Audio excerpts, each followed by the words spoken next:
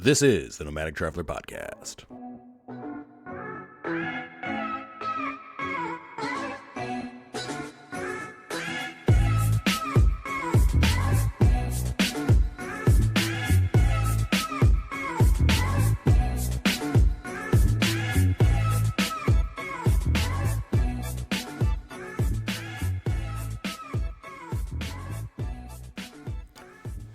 Welcome to the Nomadic Traveler Podcast. I am your host, Jason, and our wonderful co-host is present and ready.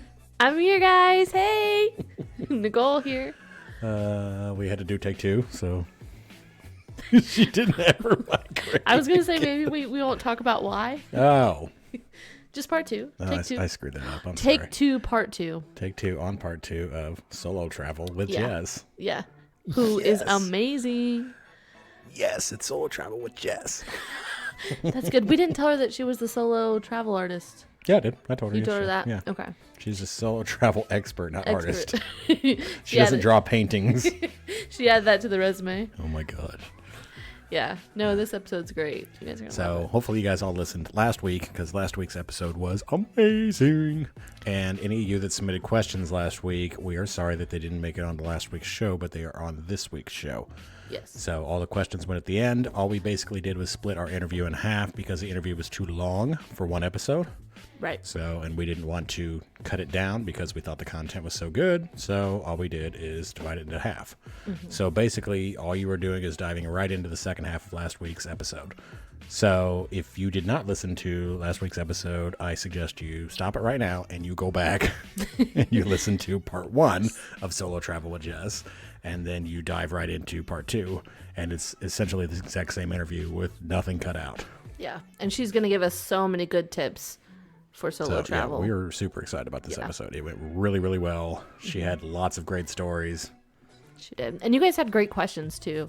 Everybody's questions were great. Our questions were great. Yeah. If I can say that. Yeah, and she just did a really good job of explaining everything and even tips, even if you're not a solo travel person. Just regular travel tips she gave us, too. Jess is a very vivid storyteller, too. So, like, you listen to the show and you feel like you were there. Like, you can play the story in your mind's eye. I know. I think I told her at the end of the interview, I said, my mouth hurts from smiling because I feel like I am in Paris. Because this is so amazing. Yeah. So you guys are going to love it. All right. And without further ado, we bring you part two. What do you have anything that you might think is the hardest, or what is the hardest part of solo travel for you? The hardest part of solo travel is especially when you go somewhere hot, sunny, tropical, like when I went to Mexico by myself a couple of years ago, putting sunscreen on yourself. Wow, I didn't Truly. think about that. Yeah, for Truly. sure. You know, like if you want to get your whole back, if you want to lay out on your, I found this really great place again through Airbnb, and I had a private little deck off the side of my little condo. You want to lay out, get some sun. Making sure that you are sunscreen from top to bottom is infinitely easier if you have another person. Yes, I never thought about that. That's a so great true. I love it. Get a spatula. Spatula. Maybe. Spatula it on you. Maybe. That is hard. I never thought about that. It is hard. Yeah. I should think about that. I'm very fair skinned. I don't know why. It never crossed my mind. And especially me. Like my husband and I moved from Minneapolis to California about 1.5 years ago. We are both infinitely, we've got farmer tans, let's be real. You know, we are very pale under our clothing. But like our arms, our feet, you know, we're several shades darker than we used to be, and definitely noticing new moles. So the sun will get you very quickly. So we have become a lot more aware of sunscreen in the last couple of years and making sure that we do it every time we go outside. For sure. And very important. This may fall along the same thing, but the one other thing we want to ask about is what is the one thing that you wish you knew before you started solo traveling that you know now? What do I wish I knew? Every trip has been super different. I wish I knew how lonely it can get. Yeah. You know, because you kind of get excited, like depending on what your situation is. Because like for Bob and I, it's just me and my husband, and we have 3 cats. The cats don't care if I'm there or not. Right. Like Bob cares if I'm there or not. The cats care if someone is there to feed them, Yeah. but Bob is there to feed them.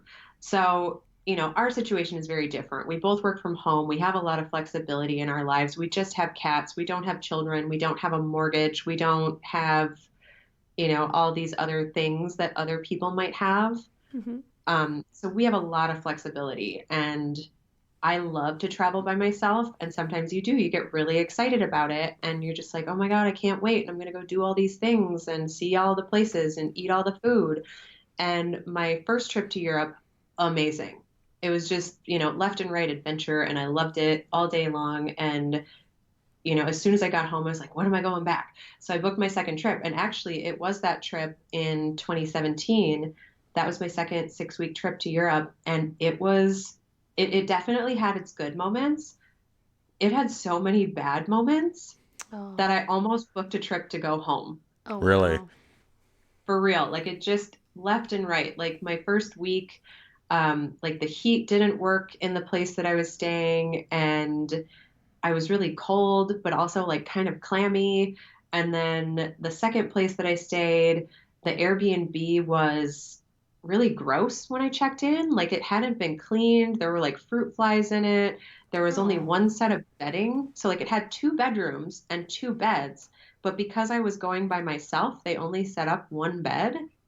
Oh. But I was just like, it's freezing in here at night. I need like extra blankets. I Yeah. want extra pillows. Like, just because there's only one person coming doesn't mean you only set half the place up. Right, yeah.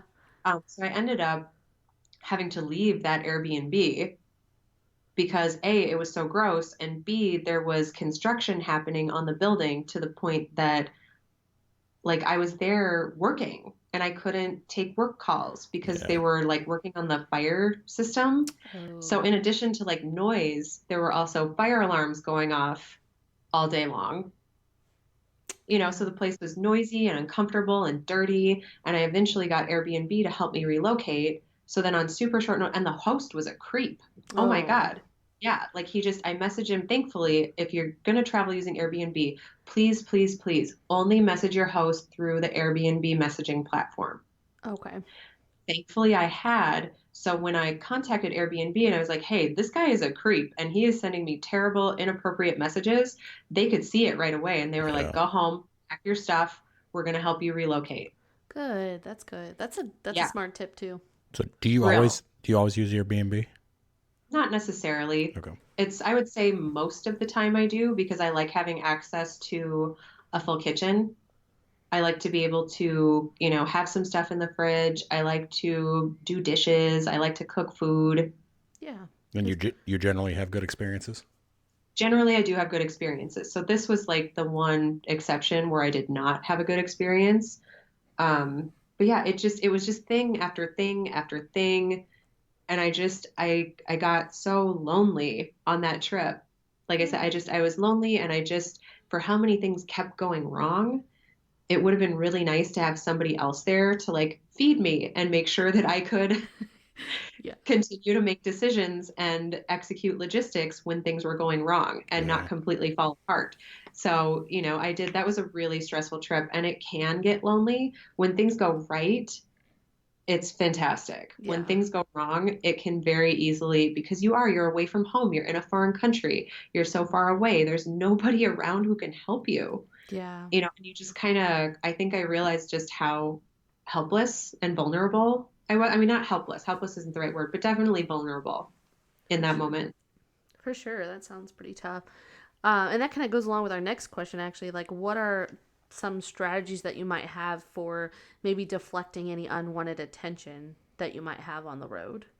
So, like, if you do meet some of those people like that. Really just keep walking. You don't have to stop for anybody. And I honestly recommend that you don't, because way too many people, it's unfortunate to say this, but one bad apple spoils the bunch, or whatever that saying is. And those bad experiences with people do get more notice than the good experiences do. But like, if you're out and about walking and somebody, oh, hey, miss, do you have $1? You don't have to stop and talk to that person. Yeah. You don't owe that person an explanation about whether you do or don't carry cash. You don't owe that person anything. And I hate to walk on by from those experiences, but especially being in a foreign country where maybe English is not widely spoken, is not the primary language, keep walking. If you walk and act like you know what you're doing, that saves you whether you're on the road or at home. Yeah. That makes sense. So just an air of confidence. And I think it's changed a lot, especially with the advent of cell phones. That's one of my favorite things for solo travel is the cell phone, because years ago you could spot a tourist from a mile away because they'd be standing in the middle of an intersection with a huge map out in front of their face. Yeah. Now all the tourists and the locals just have their head down in their phone. Yeah. So you have a better chance of blending in and you don't stick out quite as badly. Yeah. But yeah, really just walking purposefully and act like you know where you're going and don't stop for people. That's all good advice. I've said that many times. Just act like you know what you're doing and people leave you alone. You'll be fine. You'll be fine. I love it. Okay. How do you meet new people when you're out traveling alone? Or do you meet new people? See, that's the exact opposite of what I just said. Right. Like, don't stop for anybody. Don't make friends. People are horrible. No, that's not the case. So if you are looking to go meet people, especially if you are actively seeking to meet people, I have never done this personally, but I have heard countless recommendations from friends that if you stay at a hostel or similar type place where there are, so like the place in New York where I stayed in my, funky antique furniture store of an apartment, I met a lot of people staying there. Like so many people that I'm still friends with to this day. So if you stay in a more communal living environment, that's a really great way to meet people. If you go to any kind of activity. So my husband and I have over the course of the last year and a half gotten really into hot yoga. When I go to New York in a couple of weeks, or depending on when this airs, I will have just gotten back from New York. And it was a fantastic trip, or it will be a fantastic trip, depending on when you're listening. But, I will go to yoga when I'm in New York. Oh, that'll be so So go to the activities that you do, make time for the things that you like to do. Go on like a tour, Airbnb. I've never done this through Airbnb, but I've heard really great recommendations from friends that locals will put, I think Airbnb calls them experiences on their website. And then you can like meet with a local and go on a tour of that person's favorite pizza restaurants. Or you can oh my gosh, I went on a tour of the red light district in Amsterdam. No, that's cool. Yeah. So my friends found it was like the museum of, I think it was actually called the Museum of Prostitution. Nice. Interesting. Yeah. So it's just these ladies who run a little museum and they like teach you about the history of the red light district and take you on a little tour and show you around and tell you what everything means. And it was really fascinating. And it was 15 euros, cash only. And you can meet real interesting characters, whether it's the people running the tour, whether it's people who come on the tour with you. Yeah, those are much safer ways rather than getting stopped randomly in the middle of the street. Unless it's like, Brad Pitt stopping you, and then you should probably stop and say hello. And then you always will. Like, make sure it's Brad first. Like, ask for some ID, but then, yes, say hello to Brad. You look like Brad. That is so awesome. And I love that idea of like finding local things. Like you said, when you're somewhere for a long time, you get to see the same people too, right? So You're meeting the same people at the coffee shop, that kind of thing. That's so cool. Yep. What might you say to someone if they're on the fence? So maybe like per se myself, I've thought about solo traveling, but never done it. Maybe somebody that's on the fence, what would you want them to know? I would want them to know that they need to just try it. You have to get over your fears. You have to just throw yourself in the deep end. And the deep end, you can actually throw yourself in the shallow end. You don't have to just book yourself a trip to Zanzibar or whatever. You can go, where do you live? Remind me. We're in Indianapolis, so you go to like Cincinnati or something. Go to Cincinnati for the weekend. Yeah. Like find out what is Cincinnati known for. Okay. Yeah. Is there some kind of food that Cincinnati is known for? Chili. Chili, Go, yeah. go. You need to go on the internet. You need to find out in Cincinnati who has the best chili, or when is there a chili festival or a chili cook-off or Oh, something. Maybe you make really good chili and you're going to go enter this contest and you're going to win it there you because go. you're from Indianapolis and you are better than everybody in Cincinnati. I love your confidence. Yeah. You know what I mean? So like find a thing. If you're like super into chili and you're like, oh my God, I gotta go to Cincinnati, figure out when there is a chili related thing that you can do in Cincinnati, even if you're just gonna go for 24 hours and you're gonna eat chili for breakfast, lunch, and dinner and then go home. Throw yourself, dip your toes in the pool of solo traveling. Yeah. Find yourself a little Groupon deal for like, I remember when I lived in Minnesota, I always wanted to do this and I never did. There would always be Groupon deals for Stillwater, Minnesota. It's this really great little river town. It used to be a logging town, 100 years ago or 150 years ago when Minnesota was established. They have all of these gorgeous little inns and bed and breakfasts. And you could always find a Groupon deal that was like, a hotel suite with a jacuzzi in the room and a bottle of champagne for 50% off. Wow. Yes. That is awesome. So you book yourself a room in Cincinnati, whatever sounds like fun to you. Eat a bunch of chili. Go home with a stomach ache. Take a second day in your hotel room so you can digest all of your chili and some time, and then go home. Well, something else that just popped in my head too is I wonder, because you said that, checking out deals. I wonder, you said you go to the theater a lot and things like that. Would you say do you get like a better deal getting one seat versus like getting two or one ticket for things on a solo trip? You might, yeah. Or is it harder maybe? Because a lot of people sell by twos. No, it depends on what you're doing. So you won't necessarily get a cheaper theater seat traveling by yourself. Mm-hmm. You will get a better seat traveling by yourself. Okay. I would highly recommend when you travel, if at all possible, get yourself a student ID and bring it with you. Yeah. When I went to Cabaret on Broadway, I kept grilling the woman. I'm like, what kind of deal can you give me? It's rushed. The place is not sold out. What seat do you have that you will sell me for cheap? I don't care if it's the worst seat in the house. I just want to be inside. Right. And they're like, nope, it's $200. And I'm like, no, I am not paying that. I am just not going to pay that. Right. I was like, what are you going to sell me? And she's like, nope, I'm going to sell you a ticket for $200. And I'm like, you don't have like a Costco discount. You don't have like a buy one, get one free. I will go make a friend out front of the theater. We will buy one, get one free here. Yes. We will split this $200. She's like, nope, there's nothing. And then the person next to me was like, here's my student ID. And I was like, oh, I have one of those. Will you sell me a student ticket? And she's like, I sure will. And here's a ticket for $99.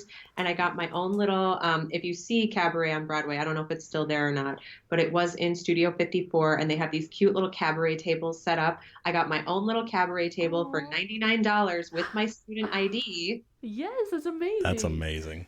So I got a way better seat. Yes. I gotta start taking advantage of that. That is Yes. amazing. Oh my God. So bring your student ID. Look for the Groupons. Groupon isn't quite as good as it used to be. Mm-hmm. If you're feeling adventurous, you can try Craigslist. That's actually how I got my Hedwig ticket. Really? There was a gentleman, he lived in New Jersey, and his friend bailed on him at the last minute. So while I was in New York every day, because I was like, I don't care what day, I really want to see this show. And so every day I would look at Craigslist and I'm like, there's got to be a Hedwig ticket. There's got to be a Hedwig ticket. And on one day, I forget what day of the week it was, but this guy posted his ad and he was like, my friend bailed on me. I have an extra ticket. It's a really great seat. I'll sell it to you for face value. Emailed the guy. We got on the phone. He hopped on his bus from Jersey, came into town. We ended up going to dinner together before the show. We ended up going shopping after the show. Yes, that's amazing. I got it. Yes. So like you can get a better seat by yourself, not necessarily cheaper. The one thing you will find that is potentially cheaper by yourself is restaurants and bars. Okay. And that's still not even cheaper, is it? That's just easier. Yeah. Way easier to seat one because you'll get a party of three and then there's one odd seat left over. Yeah. Restaurants always have room for one. I have never waited more than 15 minutes by myself at a restaurant. That is a good tip. That's pretty cool. All right. Awesome. Yeah. Well, that kind of wraps up our part. Now we have some listener submitted questions for you. Yes. Lay 'em on me. Yeah. Okay. So thank you to our listeners out there. We had a few. We're gonna go over 5 of them. So the first question is from Katie Andrews, And she asks, how do you make a living while traveling? I know you kind of already explained this, kind of went off on your own, but yeah, she was just interested in how you're able to continue to travel and live, Yes. which a lot of Yes. our listeners, we've had a few episodes about that, and that's something that we're really interested in bringing more information to our listeners It's a about. common question, yeah. Yeah. I love it. And I get this question all the time too. So, Katie, fantastic. I love you for submitting this question, and I'm so happy to answer it. The way that I afford to travel is I do work while I am on the road. So, 5.5 years ago, I've been an executive assistant for 15 years. 5.5 of them I've been freelance or at least remote because now I do have a full-time salaried role. But that person had been a long-term client of mine. So, 5.5 years ago, I sent an email to everybody I knew. I just kind of got fed up of being in an office, not always necessarily working 40 full hours a week, kind of feeling like an insurance policy. And I was like, all right, if these people that I'm working for can make $50 million a year, I can make 50,000. Right. I can figure that out. I don't have a business plan or really anything particular in mind, but I can figure it out. So I sent an email to everybody I knew and just said, hey, everybody, life update. Quitting my job, throwing a party. You should come. And here's what I'm going to do instead. I am going to be a freelance executive assistant. And in case you're wondering what that is, basically, here's a list of different stuff that I can do. These are just examples. If there's something not on the list that you need help with, ask. Because I guarantee you, if I don't know how to do it, I know somebody who does. Yep. Within Reach out and 5 we'll work it minutes. out, right? Yes, reach out and we will figure this out. Within about 5 minutes of sending that email, someone reached out to me and said, we have a job for you. That's amazing. That job turned into a 5-year contract, which has now turned into me moving to San Diego for the job. And now I have a full-time salaried role. And you get to live in San Diego. And I get to live in San Diego. So really, that's how I funded my travel, was being a freelance executive assistant. I had a handful of clients. And when you are a freelancer, you charge more because you have to cover all of your own expenses. So you make more money as a freelancer, but it's a lot more of your own administrative upkeep. Like you realize real quick just how much you didn't realize that you appreciated the accounting department, the sales department. Yes. All of that good stuff that you just kind of didn't even realize was there at your last company. Now all of a sudden you're that person.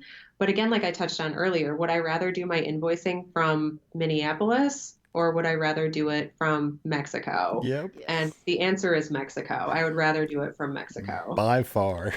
That's amazing. And what I hear there too is just a lot of confidence and like risk taking too, like just being confident. I mean, yeah.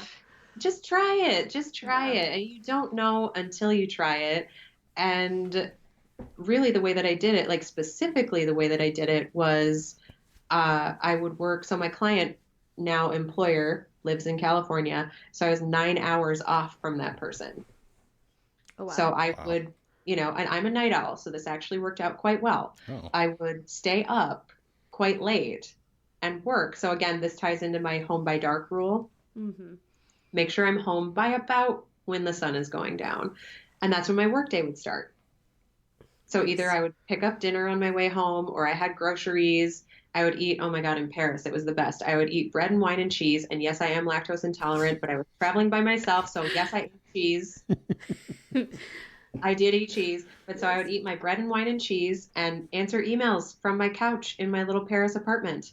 Love it. Until 2 o'clock in the morning. And then I would sleep in until 10-ish, 11-ish, wake up, have a coffee if I felt like it, go out and find lunch, go do one thing. So like I would spend, 4 to 6 hours doing a thing out and about, and then I'd come home and work at night. That's amazing. That was excellent. Yeah. Yeah. That's So that's how you afford it, is you still work, but you're working different hours. Perfect. That's a great answer. I love it. And then the next question, Lindsay Austin, she says, which we've kind of touched on this one a little bit, but she says, does it ever feel weird or unsafe to travel alone as a woman? And then do you go to any place no matter what you feel? So if you feel it's risky, do you go there anyways? Or do you stick to like just certain places? I would say that my safety is top of mind because I only get one body, can't get a fresh one anywhere else. So my safety is definitely important. It's definitely on my mind when I book a place.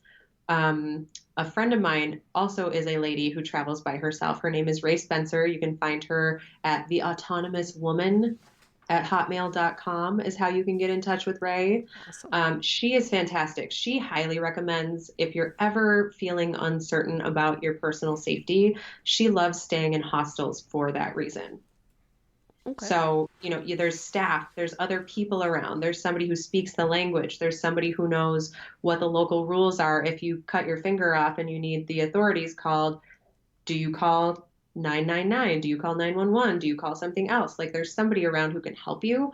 So that's what Ray does. What I do personally, like I said, I just kind of keep my safety in mind. Basic blanket rule of try to be home or at least on your way home by dark. Or if you are going to go out after dark, pick places that you scouted out during the day so you know how to get there. There are other countries that other lady travelers that I know have recommended that I skip, one of them being Morocco as a woman. Okay. I don't know. I think everybody's experience is different and everybody's level of comfort is different. So like I feel confident. I think I could do Morocco. I don't think that personal safety, I mean, like if there was some war-torn area of the world or like somewhere that active conflict is going on, I'm not going to go there. Sure. But that's just like common sense. Or like North Korea, I don't think anybody's allowed to go there. Like I'm not going to try and I'm not going to fight my way into North Korea. So yes, the safety is important, but if I really want to go, I'm just going to go. And if something happens to me, at least I had a really great time while I was there up until that thing happened. That's right. Right. You lived. That's awesome. You lived, you had fun, you took a risk, you tried something new. And by and large, the worst thing that's ever happened to me was the creep in Ireland who just was a creep. Yep. Yeah. And that happens. And it happens. And that can happen to you at home. Yep. And you found a solution, so Yeah. really, And how bad was it? Exactly. It wasn't that bad. But yeah, just try it. You don't know until you try. Perfect. Yeah. And then Ben Potter says, how does solo travel differ than travel with friends or family? I know we've kind of already went into that one too. But if there's anything that really stands out other than getting to do your own thing. Really, I think it is just getting to set your own schedule and not having to work. Because like I'm a picky person. I am very particular. I have very strong opinions about a lot of things that can cause tension in a group if you have half a dozen people with very strong opinions and very specific needs when they travel. I tend to think of myself as fairly easygoing, fairly roll with the punches. Like I don't plan anything in advance unless it's something that is like ticketed, timed. Like when we went to the Anne Frank house, you need to book tickets for that and you need to be on time for that because you don't want to spend an entire day sitting in Amsterdam on the street as the line inches forward, hoping that you're going to get a ticket. Right. So like that you plan in advance, but by and large, there'll be like one thing. So like my trip to New York, there's one thing that I have to do, which is go see Billy Joel at Madison Square Garden. Yay. And I already have my ticket and it's going to be amazing. That's amazing. Or it was amazing, depending on when you listen to this. But everything else that happens to me is just a bonus. Oh, that's awesome. So like in that way, I'm very easygoing, but I have dietary restrictions. I can't go eat pizza every day. Sure. And my husband loves pizza. If he wants to go eat pizza every day, then I'm maybe going to get a little butthurt that I'm just like, hey, you're going to pizza every day and I can't eat. And if you've got a group of a dozen people trying to figure out where you're going to take everybody to eat, that's super stressful to me. Yep. For sure. Yep. So Totally just getting to do your own thing. I love it. It's the best. And Cassie Lee asks, what are the best places to travel solo that are safe, life-changing, and not cliche? Ooh. And yeah, that was a big one. That's a big question. That is a big one. So I would say one that I think a lot of people overlook, and I tell this to everybody when they say, where's the best place on earth to travel? So far, the best place on earth to travel is Scotland. I love Scotland. I absolutely love Scotland. I was incredibly disappointed by how much I didn't love London. Hmm. I was very surprised by how much I love Scotland. Hmm. And I Cool. love specifically the Leith, Leith, the Leith Okay. part of Edinburgh. It's, I don't know, it's just this little port town and it's full of history and cute little shops. And there's a great chip shop where you can go get your, 2 o'clock in the morning, you can get your doner kebab and you can get your chips and you can get your Iran brew. Although I wouldn't Amazing. recommend it anymore. They changed the recipe. Now it's got this horrible fake sugar in it. They got to bring back the real Iran brew We need the good stuff. Right? for real. But yeah, Scotland. I really Oh. think Scotland is not a super high on people's priority list of places to go. Mhm. I ended up in Scotland because the first time I went to Europe, I just kind of winged it. I was like, okay, what's the cheapest way for me to get to another country? There was a 75 euro flight from Paris to Edinburgh that was a direct less than 100 euros. And I was Wow. like, well, I guess I'm going to Edinburgh next. That's awesome. And that's how I ended up there. And I just love it. And I go back every time I'm in Europe. And I love the train system there. You can take trains to North Berwick. So it looks like Berwick, Berwick on the map. It's a little town where you can go. It's like a bird watching town. There's a little museum there with live cameras that you can see to all these different islands where all these different birds are. I saw puffins. What? That's so Yes. cool. That's amazing. Just not planned or anything. And I saw puffins in this little Scottish town, and it was the coolest thing. That's amazing.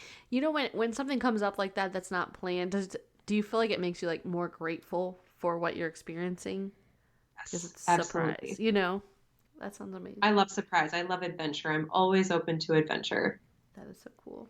Awesome. And then Lindsay Hall asks, how do you convince your family and friends to chill out when you are traveling by yourself? And then what is the biggest like pro and con of traveling alone? So the way that I tell my family to chill out when I'm traveling by myself is I just go and I don't necessarily tell them that I'm going. Nice. Love it. So like my husband, I told my husband, but that's because he would be by himself for 6 weeks and I'm like, "Hey, are you okay with this?" And he's like, "Sure, see you in a month and a half." That's But he's awesome. also very introverted and needs time away from all of the energy that I bring to our lives. That works perfect. So yeah, so it's not a horrible thing for him to get to, because again, lactose intolerant, he doesn't get to eat a lot of pizza anymore. Yeah. And it's not even like he doesn't get to, he just chooses not to because if we're eating together, sometimes it's easier to just make one meal that doesn't involve cheese. So we call it he turns into a pizza when I'm gone. That's So awesome. he gets to turn into a pizza while I travel. And, he gets to hang out with the cats and play video games and go to yoga and do whatever he's going to do. And he fills his dance card when I'm gone.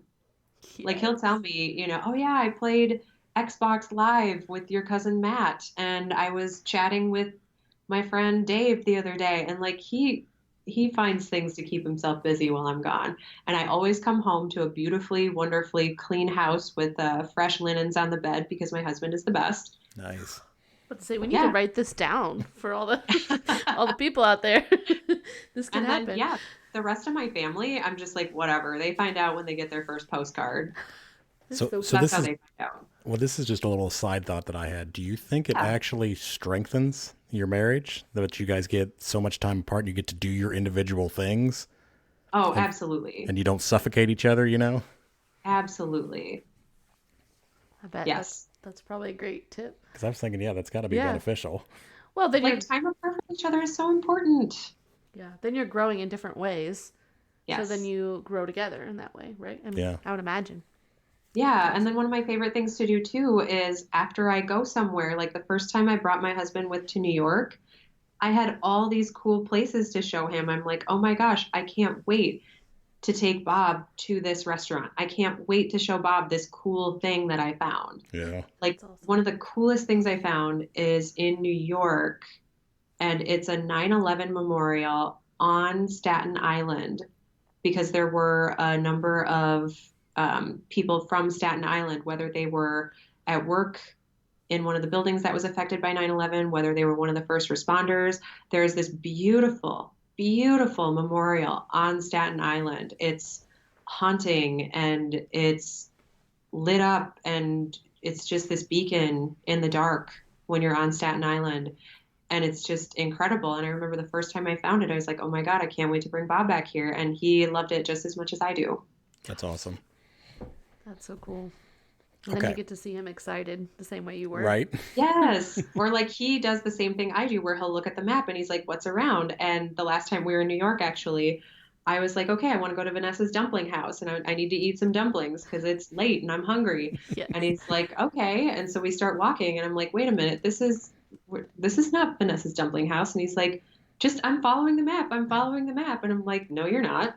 And then he ended up taking us on he took us on a little side quest on our way to Aw. Vanessa's dumpling house. So yeah, he's learning after 8 years together. He's learning how to adventure and kind of set his own, he's like, no, Yeah. I'm going to add this thing to our trip. And then now he gets to talk about, the little random adventure he took us on. And it's my favorite. That's awesome. No, wait, I forgot. Did you say, does he do solo travel as well? He has not No. Okay. yet. Okay. He's done a little bit of solo travel, but it's more like now that we live in California, like he'll fly home by himself Yeah. Okay. to Minnesota. So it's still, he's dipping his toes in the water. Yeah. His plan is next year when he turns 40, he wants to go to Italy for 6 weeks. Ooh, Very cool. that'll be awesome. That'll be Yeah. So we're gearing up for his big Italy trip. That's one of my bucket list things, so Oh, Awesome. do it. I'm jealous. Okay. So, Jess, we do 2 segments. We're going to see if you had anything for them. One is called Today's Hidden Gem. Mm-hmm. Do you have anything that you might like to share with us that's an off the beaten path place that people wouldn't necessarily think of? And it could I be, would say, yeah, and it could be what? I'm sorry. it could. I was just going to say it could be anywhere. It could be anywhere in the world. You can pick anywhere you want. It could be anywhere in the world. Yeah. So I would say the one that comes to mind for me is when you go to Paris, like everybody wants to go see the Eiffel Tower, right? Oh yeah. I'm not that kind of traveler. I'm not the person who wants to stand in line and climb a million steps. And, I'm sure the view is fantastic. And I'm sure the restaurant at the top of the tower is amazing. I love my moment with Lady Liberty from the Staten Island Ferry that's free and from a distance. Yeah. I love that kind of proximity to stuff.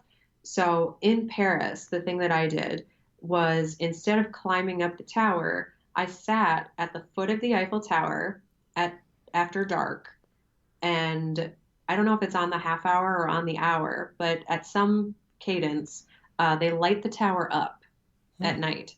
And so I sat on this boat. It was called Bateau Parisien.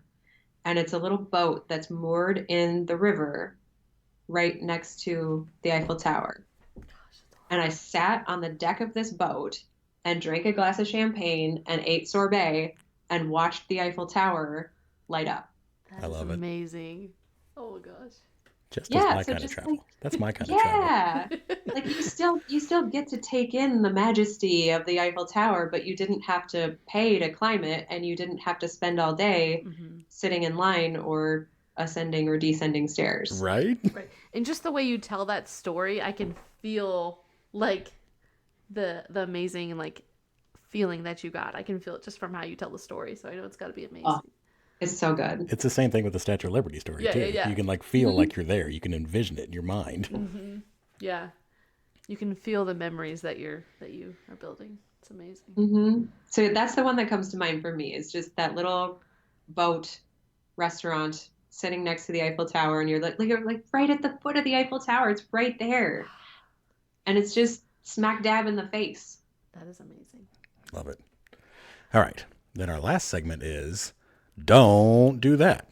Don't Do That is a segment where you tell us your biggest mistake that you would like to pass on to other people so they don't make the same mistake. Yes. I would say the biggest don't do that is don't read old travel advice. Oh. And when I say old, I mean like the decades old. Like what's the big famous guidebook company? Oh, I like know the what you're talking Atlas, or no, what was it called? Whatever Yeah, company that is, there was some company that made all of these guidebooks. And so much of that information is out of date. Now, in fairness, there are some guidebooks that are quite fantastic. Like when I went to, I think it was, where was it? Denmark. Went to Denmark with some friends and they love guidebooks. So like she had like good walking tours, like a good walking tour from a guidebook. Absolutely read that. But old travel advice, like I read somewhere that anytime you find a public restroom in Europe, there is not going to be toilet paper. I read that you cannot get like basic toiletries, like you're not going to get the same stuff over in Europe. You know, just little things like Uh-huh. that. And when I got to Europe, like lo and behold, my first trip in 2016, guess what every restroom has? It has toilet paper. Did you But like come I like had toting your own? I didn't bring toilet paper, but what I brought were like baby wipes. Yes. So that was the recommendation was like bring a big pack of baby wipes. And I left them after my like I left them at my Airbnb after my first week. I was like, I don't need these. Yeah. Or like I Yeah. had toted a big bottle of my shampoo over to Europe with me. They sell the same shampoo Yeah. in stores in Europe. Like I did not need to go out of my way to bring a big, huge bottle. Like I don't compromise on my soap. Like I have just an unscented bar soap that I like to use. Yeah. 2 bars of soap is so easy to travel with. A gigantic half-gallon of shampoo is not easy to travel, Hard to get through TSA. Right? right? Or like, Yeah. oh my God, I read that you like laundry detergent is hard to get or something. I brought like a big pump bottle of laundry detergent on my first Europe trip. I didn't need that. Yeah. That was awesome. Like every Airbnb that I stayed at, and that's another reason I like Airbnb. I like to travel light. I bring very few clothes and then I wash stuff as I travel. That's perfect. Every place that has a washer, they will supply you with soap. Or Oh. same thing, you can go to a store and buy soap. It's not 1985 anymore. Yes. I Yeah, love so that. like don't get hung up on like super old, outdated travel advice like that. Europe has stuff. Like they have things that you can buy at these places called stores. Like Oh. they'll sell you stuff like that. Again, if you have particular things, like I have very sensitive skin, like I said, I don't compromise on my soap. I bring my bars of soap. I don't bring shampoo anymore. I just buy it when I get there. Yeah. Perfect. That's a great idea. I love it. Perfect. Well, this has been absolutely amazing. We want to thank you so much for coming on today. Yeah. Everything has Yes. been just perfect. I've learned a lot. Hopefully our listeners so have too. great. Yeah. So, and we wanted to say, if people want to learn more about you, where can they find out more? You can find out more about me. I am trying to be active on Instagram. My handle is at GalFriday612. And my website, I just launched a podcast. Again, 15 years as an executive assistant. My show is called Ask an Assistant. So if you are a small business owner, if you just, any kind of efficiency tips, life hacks, that kind of thing that might make your life or business run a little bit smoother, that's what the goal of the podcast is. So I would love it if you checked out askanassistant.com. And that's me. Awesome. Perfect. Yes. Love it. Yes. All Thank right. you so much. Yeah, thank you so much. We're gonna have you on again at some time if you might have time for us. Oh, please do. I would love that. All right, everybody. That's Jess Lindgren, our Thank solo you. travel expert. All right, everybody. That was Solo Travel with Jess Part 2. Yes. That's one of my favorite episodes, I think. Yeah. Lots of good nuggets in there. And I really didn't expect it to be. No. So, because I'm not big on traveling alone, but I might try it now.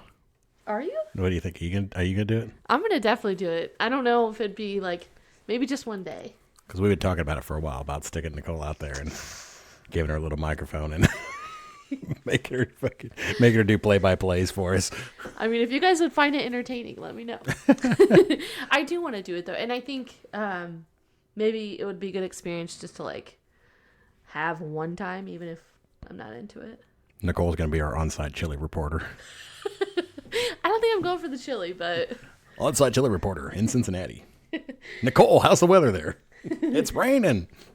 No, I think that she had a lot of good nuggets of information and made me feel more comfortable. What about you? Do you feel like you'd be more comfortable?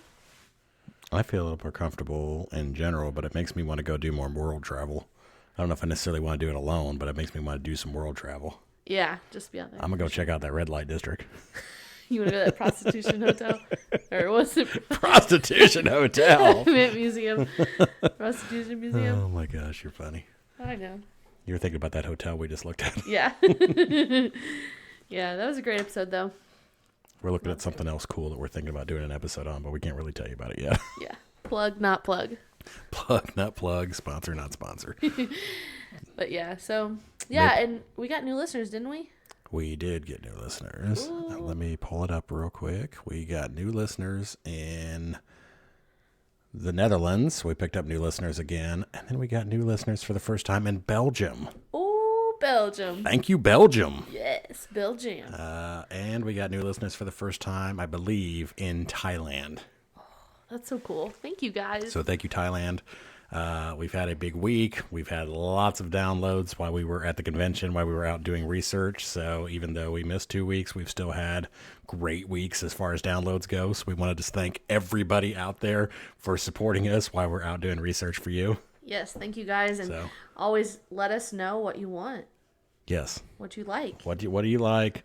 Let us know at the Nomadic Traveler. No, I'm sorry, not the Nomadic Traveler Podcast at gmail.com. There's no the in front of it. Yes. Or Nomadic Traveler Podcast at gmail.com. Yeah. Or a direct message through Facebook at the Nomadic Traveler.